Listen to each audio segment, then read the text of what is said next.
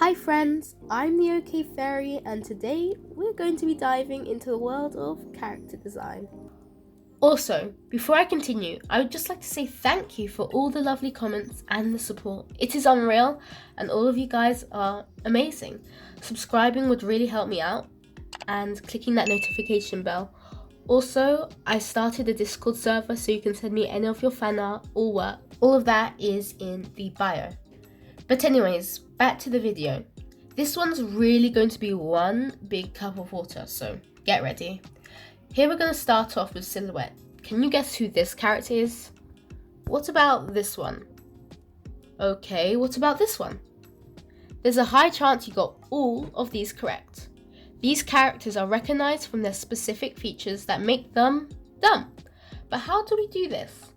Well, there's a few to name. Number 1. Shape. Having a clear shape motif can really help show who your character is a little better. Circles being soft, squares showing a strong character or maybe the mother figure of the group, and triangles mainly used for those villains out there. So to put that in the group as a whole, shape language. Number 2, position, or like the composition of your character. Instead of looking at muddled in a silhouette, make it more pronounced / exaggerated. I have this character here waving. Now, what about this? See the difference? Also, it helps the character be more unique, so we know who the character is and a bit more about what they do. And number 3, accessories. I guess you could add this more as a tip as anything else, but to make your character more unique, give them maybe a weapon, a hair thingy that makes them stand out, or maybe a crown, or just anything. But to sum it up, it's all about clarity. Clarity meaning a state of being clear about something.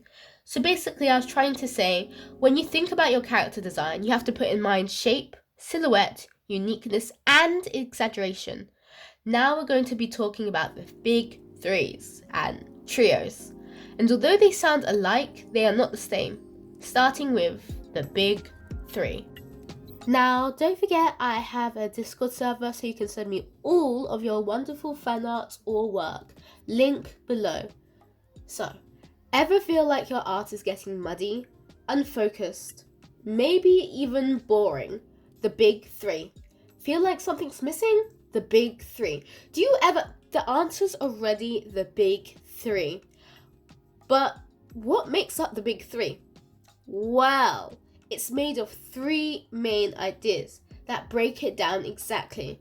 So to start things off, I made a sketch here to help illustrate my point, starting first with colour. That's like the colour of it all, right? Okay, so something like this? Well, no. Colour is more complex, so complex that will need a video of its own. So we're just going to dip our feet in the swimming pool and not swim in the ocean today. You want to focus on 3 main colours, in which one colour has to take up like 85% of it. So colour hierarchy. And every other colour has to be like a supporting addition. This is really shown nicely in Isabella from Encanto.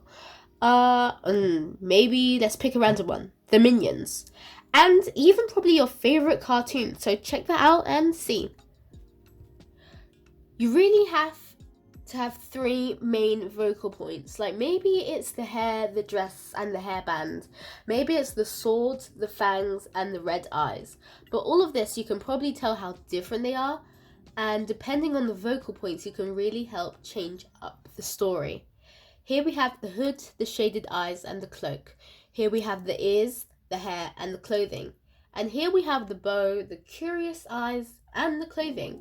All tell a unique story, and so far we have colour, vocal points, and now we're going to add in reference. Strange that I'm bringing it in, but trust me, it makes sense. So, reference. That means we just get it from online, doesn't it? But it doesn't just stop there. We can get it from books, movies, and yes, even outside. Okay, so we talked about the big 3, but what's the difference between that and a trio? Well, a trio is a group of 3, and I'll talk about that a little bit as well with the colour to make it more cohesive. or another word for that, to make it flow better. Put one opaque color over the top of it and put that on multiply. Turn the opacity down. This will just make all the colors look a lot more similar. Anyways, with a trio, you want to make them look unique, and yet they need to look as though they are in the same world. Research the sort of place they live in. What they do can tell you more about what they will wear. The time period and culture will influence their clothing. No matter how different they are, they need to somehow look as though they are all in the same world. For example, you have The Simpsons, and the whole family has its own unique look, and yet you can tell they come from the same universe. So, yeah. Oh my gosh, this was a lot to take in, but you know, I have a lot to say. Click on the subscribe button down below and turn on that notification bell. Share and like my content as it helps reach more people and the world just revolves happier. But anyways, thank you for watching. Bye!